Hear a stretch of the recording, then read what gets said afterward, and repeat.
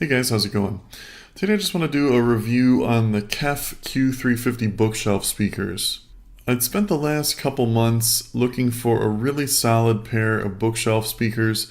I'll tell you right off the bat, I'm no audiophile by any means, but I have had some decent speakers in the past.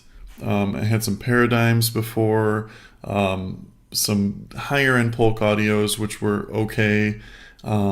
Several JBL mid-range speakers, and some older ADS vintage ones. So I was looking for kind of a speaker that I could use mostly for listening to music. I wanted them to perform fairly well with home theater, but I was just going to go with a 2.1 system, meaning two speakers, a left and a right, and then a subwoofer. Now, I haven't gotten the sub yet, and I'm actually still debating if I'll even need one. One of the reasons I like the 350s over the 150s are with the 6.5-inch driver, you really get a lot better bass response. Not that the 150s are terrible, but they're definitely a lot thinner on the very low end. To me, that's why the 350s are perfect. If you're just doing music listening, they really have enough bass. They truly do. They're rear ported rather than front ported like the last year's models, the Q300s. So I didn't really notice as far as like you needed them to have super good placement. With the concentric drivers on these things, they're very forgiving when it comes to where you place them. You don't have to have them in the perfect location to get good sound out of them. Another thing to mention too is completely ignore the frequency response. It says it's a 63 hertz to 28 kilohertz. These will absolutely get lower than 63 hertz. KEF is pretty transparent with their figures usually, and they're probably rating these things 63 hertz at still a very high decibel level. But these will absolutely go lower than these. I haven't, tested them with. I don't really have the means to do so. I don't have a super good microphone to get readings from them or anything like that.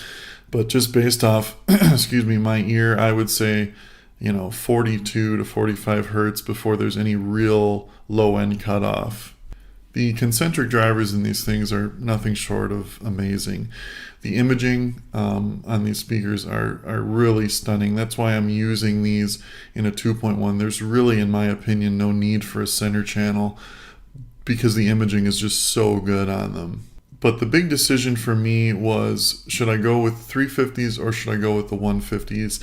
And after A-being, in my opinion, the 350s are just as clear as the 150s on the mids and the highs, but you get so much better mid bass and low bass with these.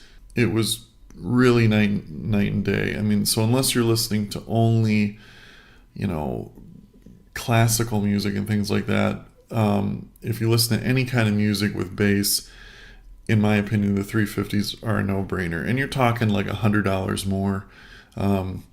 So, they're going to last a while. It's worth it. Not even a question, in my opinion. It's worth noting, too, that these things are pretty sharp looking.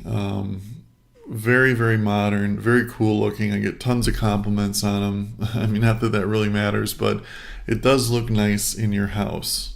When I was listening to them, these are stunningly close to the LS50s, which are like $1,300 a pair.